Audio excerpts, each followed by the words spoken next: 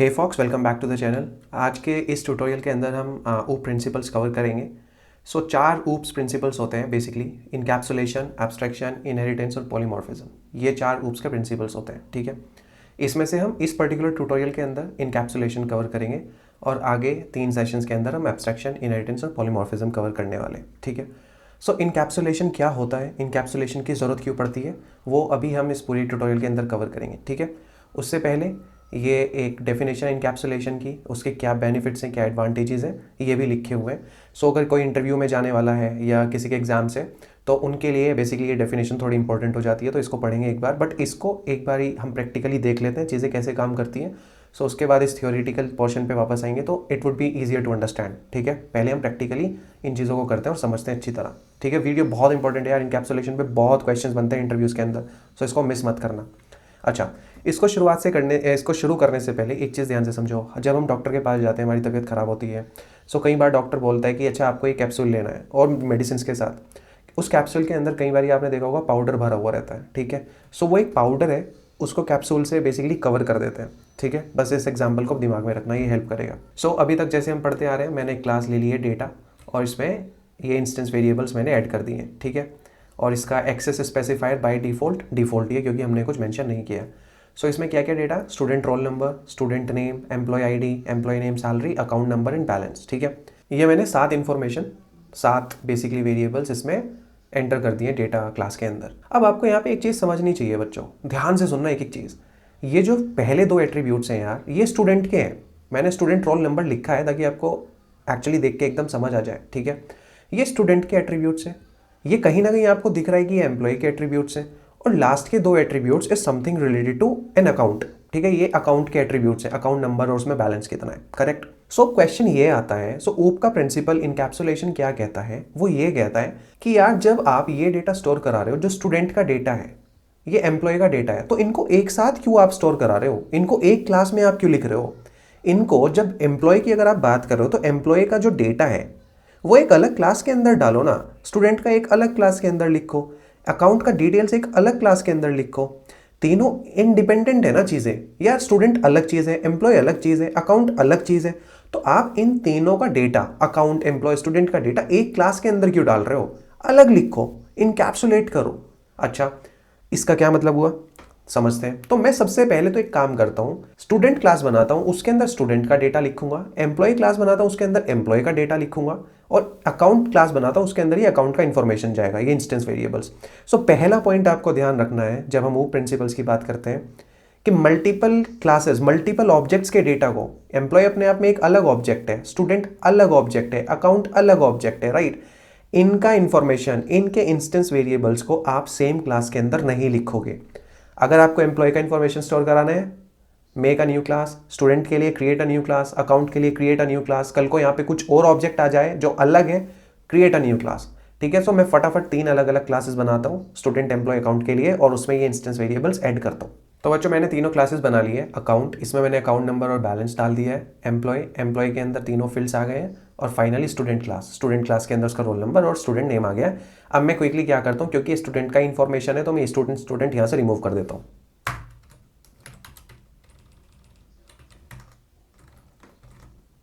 So finally हमारी classes तैयार है, ठीक है। अकाउंट अलग, एम्प्लॉय अलग, स्टूडेंट अलग।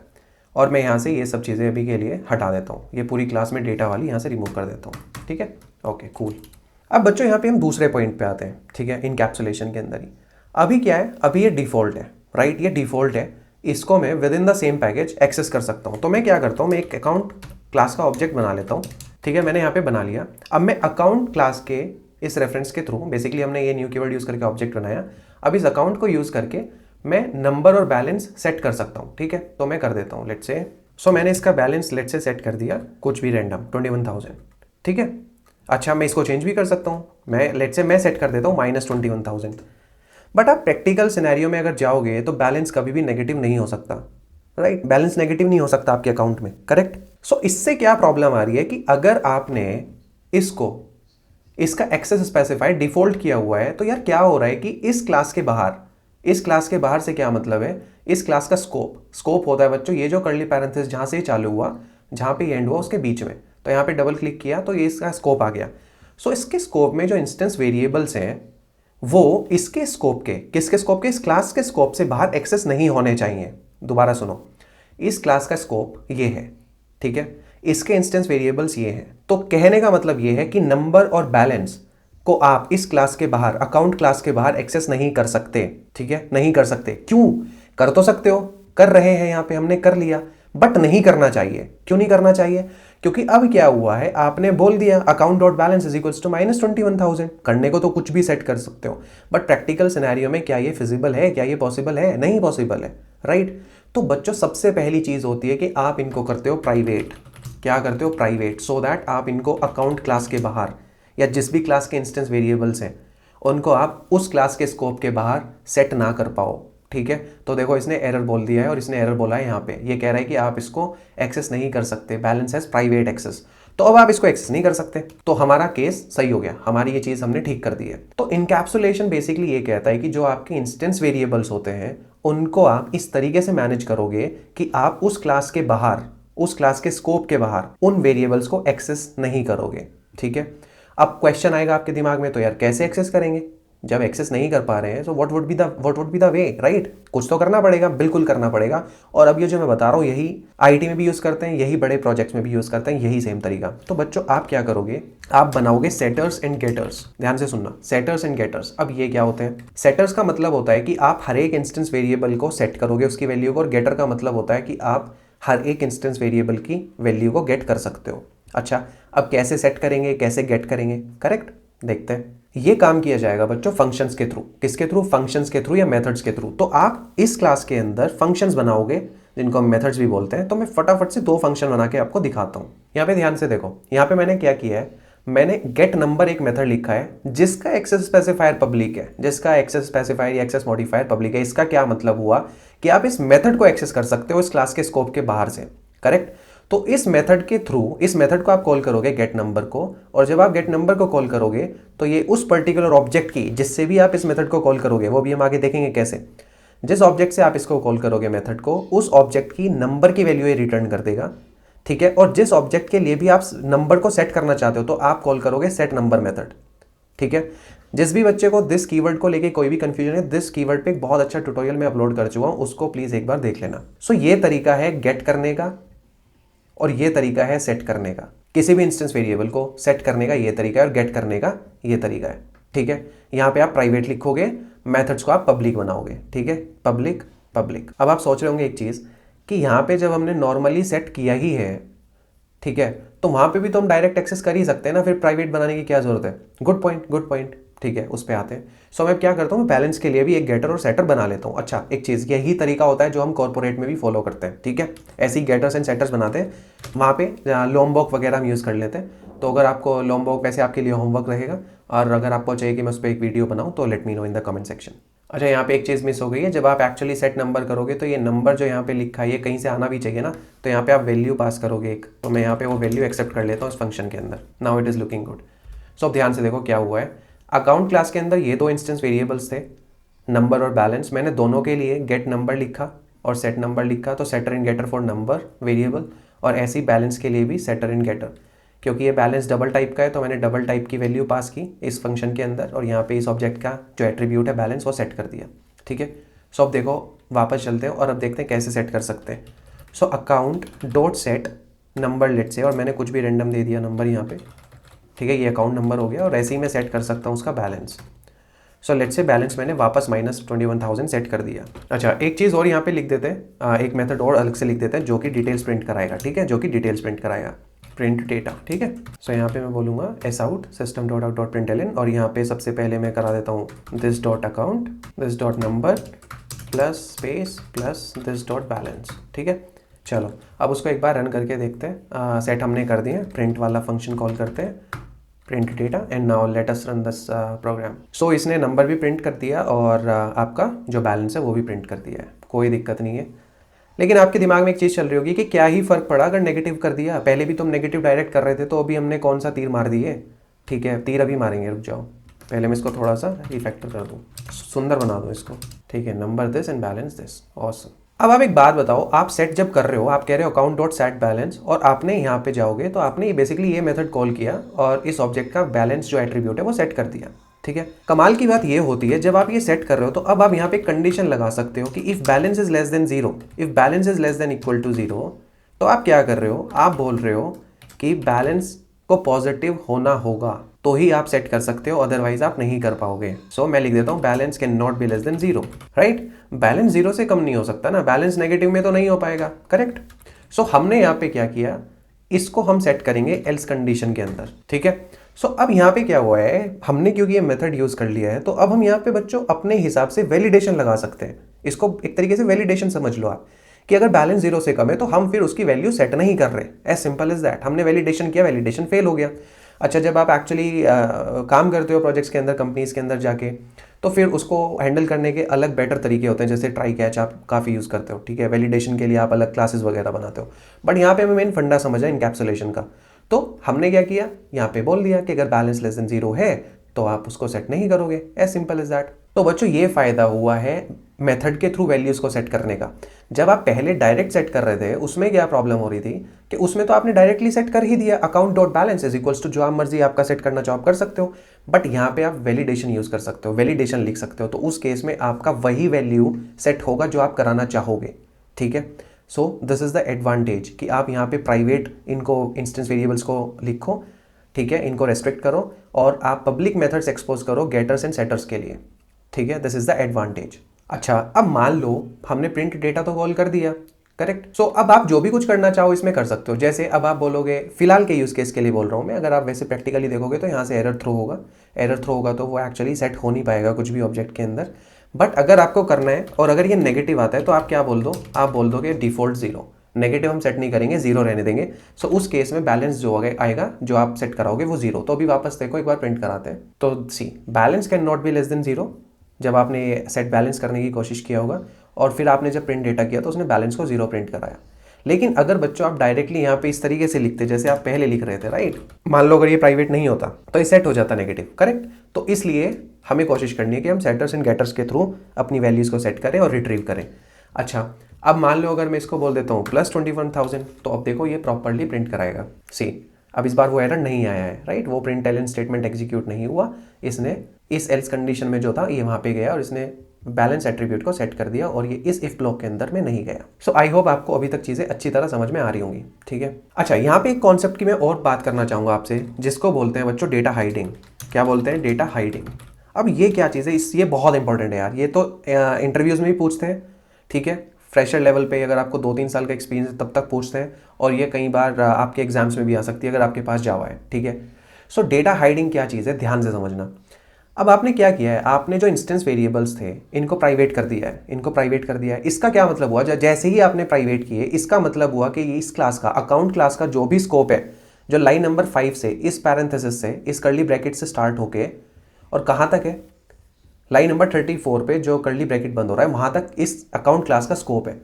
तो ये जो प्राइवेट मेथड है, ये जो प्राइवेट इंस्टेंस वेरिएबल है, ये इस क्लास के स्कोप तक, अकाउंट के स्कोप तक ही एक्सेस हो पाएगा, इसके बाहर नहीं, करेक्ट। सो आपने एक तरीके से एक्सटर्नल वर्ल्ड के लिए इन दो इंस्टेंस वेरिएबल्स को हाइड कर लिया है। एक्सटर्नल वर्ल्ड से क्या मतलब होता है बच्चों, इस स्कोप के बाहर कुछ भी। तो अगर मैं एम्प्लॉय क्लास की बात करूं तो वो अकाउंट क्लास के बाहर है, मतलब external world. Student class account class के बाहर है, एक्सटर्नल वर्ल्ड। ये जो हमारी क्लास है जिसमें मेन मेथड है, जो अकाउंट क्लास है उसके स्कोप के बाहर है, तो एक्सटर्नल वर्ल्ड, ठीक है। सो ये दोनों इंस्टेंस वेरिएबल्स तो इस क्लास के स्कोप के अंदर ही एक्सेस हो पाएंगे, इससे बाहर नहीं। तो आपने एक तरीके से इस डेटा को हाइड कर लिया है।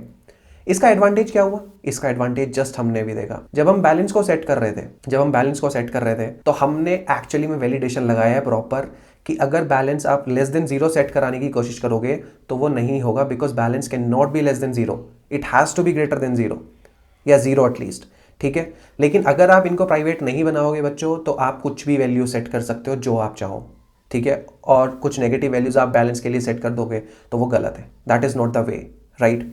सो ये फायदा होता है डेटा हाइडिंग का। डेटा हाइडिंग बहुत इंपॉर्टेंट कॉन्सेप्ट है, बहुत क्रूशियल है। सो आगे चल के अब आप जितने भी जावा में कोड लिखने वाले हो, I would highly suggest you अपने इंस्टेंस वेरिएबल्स को प्राइवेट बनाना शुरू करो, उनके लिए गेटर्स एंड सेटर्स यूज करना शुरू करो। जब मैं इंस्टेंस वेरिएबल्स कह रहा हूँ तो मैं स्टैटिक वेरिएबल्स की बात नहीं कर रहा हूँ। स्टैटिक वेरिएबल्स इंस्टेंस वेरिएबल्स नहीं होते, static variables class level variables होते हैं और instance variables object level, basically instance का मतलब ही ऑब्जेक्ट होता है, ऐसे समझ लो, ठीक है। सो ये हर ऑब्जेक्ट का अपना अलग होगा। स्टैटिक जो होता है वो क्लास लेवल पे होता है, राइट। तो स्टैटिक का बात नहीं हो रही है यहाँ पे, उसमें कंफ्यूज मत होना। जो आपके इंस्टेंस वेरिएबल्स हैं उनको आपको क्या करना है, उनको आपको करना है प्राइवेट, ठीक है। और उनको आप कैसे एक्सेस करोगे, अगर वैल्यू सेट करनी है तो सेटर लिखोगे, ठीक है, और गेट करनी है तो गेटर लिखोगे, ठीक है। Okay, perfect. सो इसको बोलते हैं इनकैप्सुलेशन। क्या बोलते हैं इसको, इनकैप्सुलेशन। और ये जो आपने प्राइवेट प्राइवेट करके वो लिखा है, इसको बोलते हैं डेटा हाइडिंग, कि आप इस क्लास के स्कोप के बाहर इनको एक्सेस नहीं कर रहे हो, तो जो चांस है इनमें गार्बेज वैल्यू, रैंडम कुछ भी गलत वैल्यू आने के, वो आपने मिनिमाइज कर दिए, क्योंकि सेटर्स और गेटर्स में आपने अपने हिसाब से वैल्यूज़ को वैलिडेट करके ही पुट किया है, वैलिडेट करने के बाद ही सेट किया है, ठीक है। अब मान लो मैं स्टूडेंट की आपसे बात करूँ तो स्टूडेंट का एक एज हो सकता है, करेक्ट। अब मान लो मैं यहाँ पे स्टूडेंट ऑब्जेक्ट का बनाऊँ, एक स्टूडेंट ऑब्जेक्ट बनाता हूँ, ठीक है। और यहाँ पे मैं बोल दूँ student dot age is equals to -23। अब बताओ मेरे को ध्यान से, क्या ये पॉसिबल है, एज क्या नेगेटिव हो सकती है। बट क्योंकि आपने उसको प्राइवेट नहीं बनाया हुआ है, आपने उसको प्राइवेट नहीं बनाया हुआ, डिफ़ॉल्ट है वो, तो आप उसको एक्सेस कर सकते हो इस क्लास के बाहर, उस पैकेज के अंदर कहीं पे भी, करेक्ट। सो ये तो गलत हो गया ना। तो अब आप इसको क्या करोगे, आप इसको बनाओगे प्राइवेट।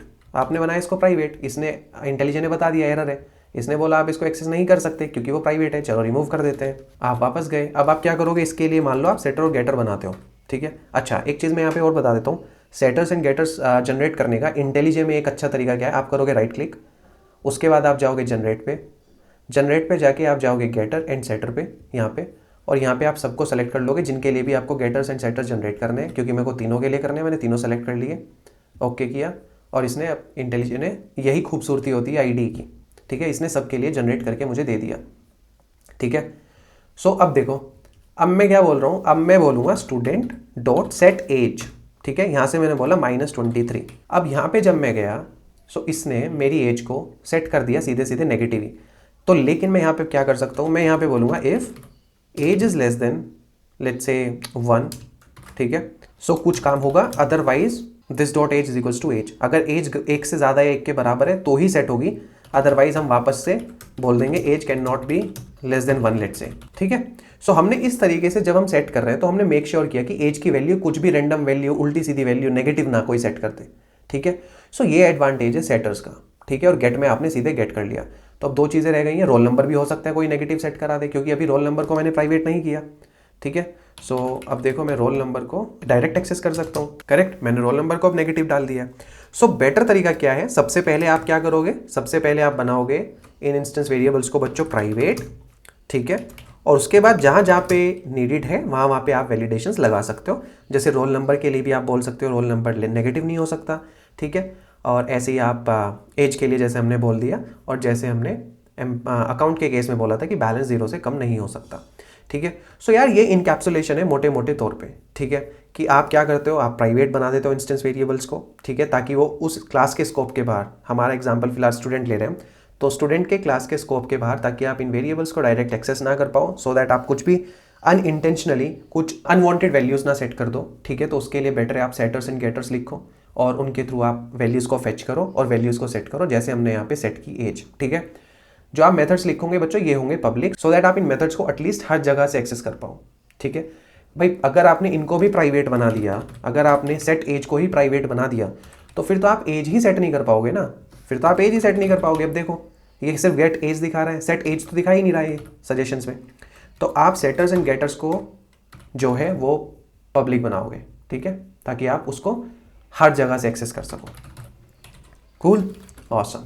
अब समझते हैं इनकैप्सुलेशन से एडवांटेजेस क्या क्या हुए, ठीक है। अब एक बात समझो, जब हमने यहाँ पे स्टार्ट किया था तो यहाँ पे हमने डेटा क्लास बनाई हुई थी, करेक्ट, जो मैंने रिमूव कर दी है, राइट। ऐसे कुछ था और इसके अंदर स्टूडेंट का डेटा था, राइट, और एम्प्लॉय का भी था और अकाउंट का भी था। हमने सबको सेग्रीगेट कर दिया, अलग अलग कर दिया है।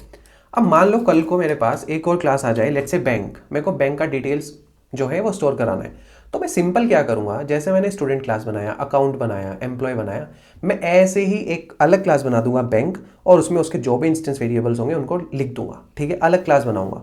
इस तरीके के कोड को बोलते हैं मॉड्यूलर। तो बेसिकली हो क्या रहा है कि आपको जैसे जैसे क्लासेस आ रही हैं, आपके लिए नए नए ऑब्जेक्ट्स आ रहे हैं, तो आप नई क्लास बना दोगे, एज सिंपल इज दैट। आप एग्जिस्टिंग कोड में कुछ चेंज नहीं कर रहे। अगर आप उसी डेटा की बात करोगे, तो अगर यहाँ पे डेटा होता, स्टूडेंट का भी डेटा यहाँ पे है, अकाउंट का डेटा यहाँ पे है, एम्प्लॉय का डेटा यहाँ पे पड़ा हुआ था, और अब आप बैंक का भी यहीं पे डाल दोगे, तो ऐसे तो काम नहीं हुआ। ऐसे तो अगर 20, 25, 30 हो गए तो आप क्या सबका डेटा एक ही जगह पे स्टोर करा दोगे, एक ही क्लास के अंदर डाल दोगे? नहीं यार, ये वर्स्ट प्रैक्टिस है, ये तो फॉलो ही नहीं करना है बिल्कुल भी। तो बैंक के लिए आप सिंपल एक न्यू क्लास बनाओगे जिसमें बैंक के इंस्टेंस वेरिएबल्स, उसका नाम, उसके नंबर ऑफ ब्रांचेस, उसमें कितने टोटल एम्प्लॉयज़ काम करते हैं, राइट, वो सब इन्फॉर्मेशन जो भी प्रोडक्ट बैंक देता है, लाइक कौन कौन से लोन देता है, कार लोन, होम लोन, ठीक है, वो सब आप बैंक क्लास के अंदर डाल दोगे। सो ये मॉड्यूलर है, मॉड्यूलर कोड हो गया अपना, ठीक है। आप बैंक जब आएगा, बैंक क्लास आप जब बनाओगे तो आपको एम्प्लॉय क्लास के अंदर कुछ चेंज नहीं करना, स्टूडेंट के अंदर कोई चेंजेस नहीं करने, अकाउंट के अंदर कुछ चेंजेस नहीं करने, आप सिंपली एक बैंक क्लास नहीं बना दोगे, सिंपल, राइट। चलो अगले एडवांटेज पे पढ़ते हैं। अगला एडवांटेज है बच्चों इसका मेंटेनेंस। सो बेसिकली आप देखो इस कोड को मेंटेन करना कितना सिंपल है।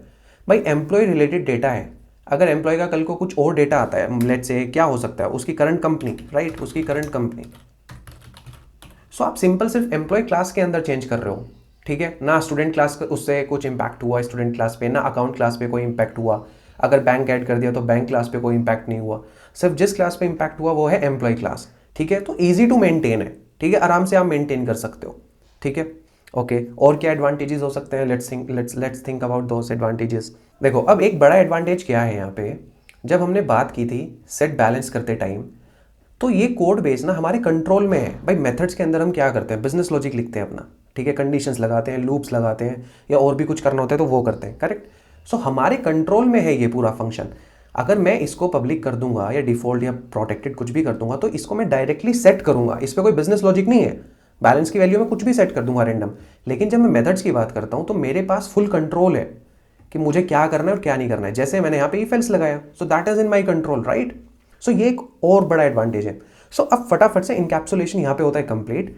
एक बार इसके डेफिनेशन पे चले जाते हैं, सो दैट अगर आप इंटरव्यूज वगैरह में जाने वाले हो, या आपका एग्जाम है कॉलेज के अंदर या स्कूल के अंदर, तो आपको ये डेफिनेशन एटलीस्ट पता हो और आप अच्छे से लिख पाओ, ठीक है। अब आपको डेफिनेशन से डरने की जरूरत नहीं है, एकदम समझ आ जाएगा सब कुछ। देखो encapsulation is one of the core principles of ऊप, बिल्कुल सही बात है, 4 प्रिंसिपल्स में से एक है, हमने देख लिया।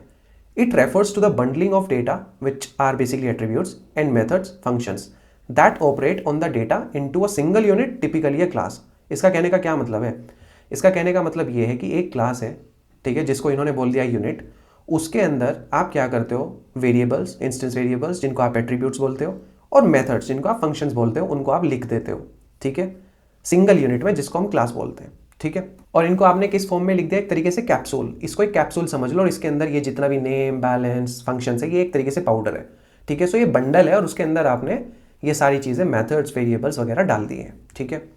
अब देखो next line, it also restricts direct access to some of an objects components which is a means of preventing unintended interference and misuse of the data। अब इसका मतलब सिंपल भाषा में ये है बच्चों कि ये रेस्ट्रिक्ट कर देता है। क्या रेस्ट्रिक्ट करता है, जैसे नंबर और बैलेंस को आपने रेस्ट्रिक्ट कर दिया प्राइवेट बनाने के बाद, कैसे किया कि भैया प्राइवेट बना दिया, इस क्लास के स्कोप, अकाउंट क्लास के स्कोप के बाहर अब आप इन दोनों वेरिएबल्स को एक्सेस नहीं कर सकते। तो अब आप अनइंटेंडेड वैल्यूज, कुछ भी नेगेटिव आप बैलेंस में डालने लगो या कुछ भी उल्टा सीधा डालोगे जो वैल्यूज आइडियली नहीं होती है, सो वो आप नहीं कर पाओगे, क्योंकि आप वो काम अब कर रहे हो सेटर्स के थ्रू, करेक्ट। सो वो वही कह रहा है कि आप रेस्ट्रिक्ट कर देते हो डायरेक्ट एक्सेस, आप डायरेक्ट एक्सेस नहीं कर रहे हो ऑब्जेक्ट के कंपोनेंट्स को। कंपोनेंट्स का मतलब यहाँ पे ऐसे समझ लो एट्रीब्यूट्स, इंस्टेंस वेरिएबल्स है, ठीक है। देखो see last line, the primary mechanism for encapsulation in Java is the use of access modifiers. So private, protected, public and default, so इनके अराउंड ही हम गेम खेलते हैं। जैसे हमने इंस्टेंस वेरिएबल्स को प्राइवेट बना दिया और मेथड्स को बना दिया है पब्लिक। अब इसके बेनिफिट्स बच्चों इंपॉर्टेंट है, याद रखना। डेटा हाइडिंग मैं आपको बता चुका हूँ, अब डेफिनेशन पढ़ोगे तो समझ आ जाएगा। Internal state of an object is protected from unintended और अनऑथराइज्ड एक्सेस। डेफिनेशन बहुत ऐसी लग रही होगी ना कि भाई क्या है ये, अरे कुछ नहीं है यार, आसान है, बस लिखने को लिख दिया भारी भारी शब्दों से। क्या कहने का मतलब इसका ये समझो, ऑब्जेक्ट की स्टेट क्या होती है, एक ऑब्जेक्ट है, उसमें ये 2 वेरिएबल्स होंगे भाई, object dot number, object dot balance, right. हर एक ऑब्जेक्ट में या तो नंबर होगा या बैलेंस होगा, अगर मैं अकाउंट ऑब्जेक्ट की बात कर रहा हूँ, करेक्ट। इसी को स्टेट बोलते हैं। तो आपने यहाँ पे क्या किया, आपने यहाँ पे बोला ये जो अकाउंट है इसका नंबर ये है और इसका बैलेंस ये है 21,000, तो फिलहाल इस अकाउंट ऑब्जेक्ट की स्टेट ये है। इसका क्या मतलब हुआ, स्टेट से मतलब हुआ कि उसका नंबर ये है अकाउंट का और उसका बैलेंस इतना है 21,000, तो दिस इज द स्टेट। अब आप इन स्टेट्स को डायरेक्टली तो चेंज नहीं कर सकते ना भाई, स्टेट से मतलब उसका यही है कि आप डायरेक्टली उन एट्रीब्यूट्स को चेंज नहीं कर सकते। तो अब आप अकाउंट डॉट बैलेंस तो नहीं एक्सेस कर सकते ना, क्योंकि वो नेगेटिव है। अब आप करना चाहोगे कुछ भी तो वो कह देगा कि ये तो प्राइवेट है, आप इसको एक्सेस नहीं कर सकते, हैज़ प्राइवेट एक्सेस, राइट। सो आप बेसिकली जो एट्रीब्यूट्स हैं उनको डायरेक्टली एक्सेस नहीं कर पा रहे। वही चीज़ वो बोल रहा है कि internal state of an object is protected, वो बची हुई है क्योंकि वो प्राइवेट है इंस्टेंस वेरिएबल्स, और उनके स्कोप, अकाउंट क्लास के स्कोप के बाहर आप उनको डायरेक्टली तो एक्सेस नहीं कर सकते। तो वो प्रोटेक्टेड है जो स्टेट है इंटरनल, ठीक है। मॉड्यूलैरिटी अच्छे से पढ़ चुके हैं, code is more modular and can be change independently, मतलब अगर बैंक क्लास आई तो वो इंडिपेंडेंटली हम अलग से ऐड कर देंगे, ना स्टूडेंट पे डिपेंडेंट है, ना एम्प्लॉय पे, ना अकाउंट पे। Maintenance, easy to maintain and modify the existing code. अगर स्टूडेंट क्लास में मेरे को कोई नया एट्रीब्यूट ऐड करना है, राइट, या एम्प्लॉय क्लास में मेरे को जैसे कंपनी ऐड करना था, तो मेरे को और क्लासेस में कोई चेंज नहीं करना, सिर्फ एम्प्लॉय क्लास में ही करूँगा, राइट। तो easy to maintain, control over the data is maintained and it can be validated before modification. So अभी जो हमने अकाउंट क्लास के अंदर काम किया, जो हमने सेटल लिखा, तो कंट्रोल हमारे हाथ में है, करेक्ट। हमने अपने हिसाब से कोड को मॉडिफाई किया है, करेक्ट। जैसे हम चाहे वैसे कर सकते हैं, वैसी कंडीशंस लिख सकते हैं। सो बच्चों, आई होप आपको इस क्लास में encapsulation end to end clear हो गया होगा, अच्छी तरीके से समझ आ गया होगा। कोई भी डाउट्स है तो प्लीज़ कमेंट सेक्शन में लिख दो, मैं 100% रिप्लाई करूँगा। अगर आपको यार वीडियोस ट्यूटोरियल्स अच्छे लग रहे हैं, चीज़ें समझ में आ रही है, तो प्लीज़ चैनल को सब्सक्राइब करो, वीडियोस को लाइक करो और अपने दोस्तों के साथ शेयर करो और वीडियोस को कंप्लीट देखो, सो दैट आपको एंड टू एंड चीज़ें समझ में आए। आप अगर वीडियो को पूरा नहीं देखोगे तो आप कुछ कॉन्सेप्ट्स मिस कर जाओगे और वो आधी अधूरी जानकारी जो है वो बहुत खतरनाक होती है। तो चलो अब हम अपनी नेक्स्ट क्लास में मिलेंगे। Till then bye, take care, all the very best.